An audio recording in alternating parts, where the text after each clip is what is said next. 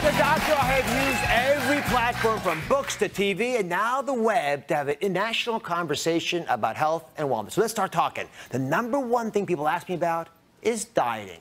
And the problems with conventional diets is that they depend on willpower. Let me ask you a question. How many of you can hold your breath indefinitely underwater?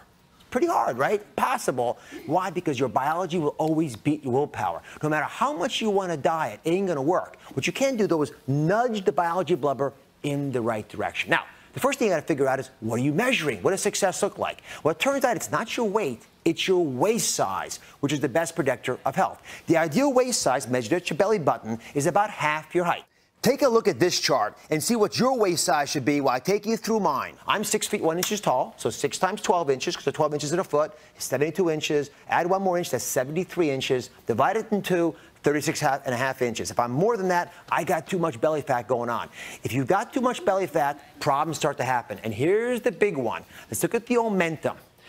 This is an animation. That yellow stuff there, that's the omentum. And that pad, we're going to get rid of that for a second. There's the liver up there, the gallbladder is the green stuff. And there's the stomach of the food you ate earlier today, and it's being pushed down to the small bowel. Your bowel is going to mix that with bile, the green stuff from the gallbladder. And like a soap, it'll wash it and help it absorb through this very thin wall to the big portal vein. This vein carries all the nutrients to the liver. No matter what you eat, the liver's going to metabolize it and send it out to the body. If you eat healthy stuff, the liver's going to love that. If you eat unhealthy stuff, the liver will turn fatty.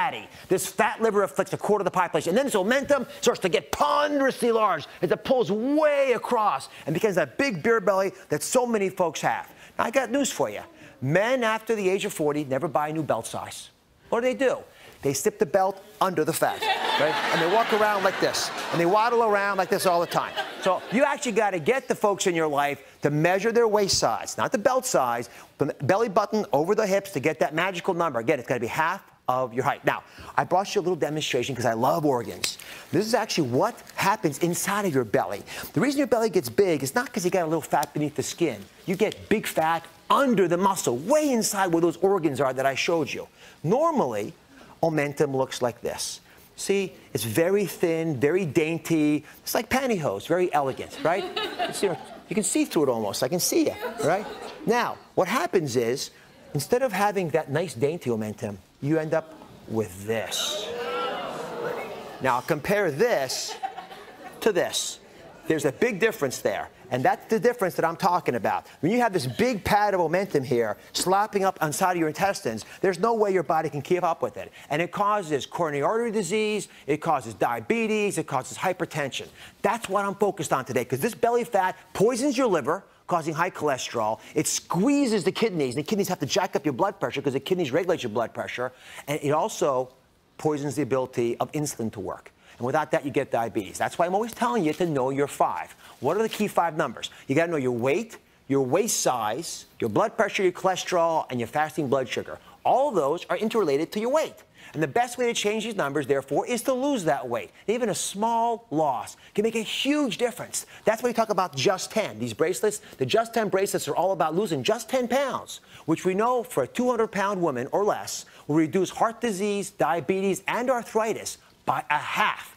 Big numbers, big benefits from just 10 pounds. Now, how do you lose weight? Well, a couple action steps that make sense. High-fiber breakfast. Get started the right way. It'll keep you going all day long. It'll keep you satiated. You won't be foraging for food at 10 in the morning like a rodent. Number 2, you can have your snacks. I want you eating all day long, but keep the snacks smaller than a fist.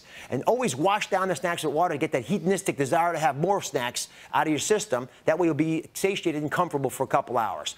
Don't eat food within 3 hours of bedtime, because that way you go to sleep without the extra calories and you wake up in the morning feeling nourished, you sleep better as well.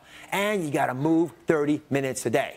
If you do those things, then I want you to track your weight weekly and your waist size monthly. Use it to smack you back if you're going out of order, and make sure you're sharing this information with the people you love. Now, at the end of the day, let me tell you something. We all make mistakes. All I want you to be able to do is make a U-turn. You know, when you're driving along, you make a mistake on the road, what does the GPS tell you? It says, at the next authorized moment, make a U-turn. Not a big deal. Get back on track quickly. Stop beating yourself up about it. And remember that smart dieting is a marathon.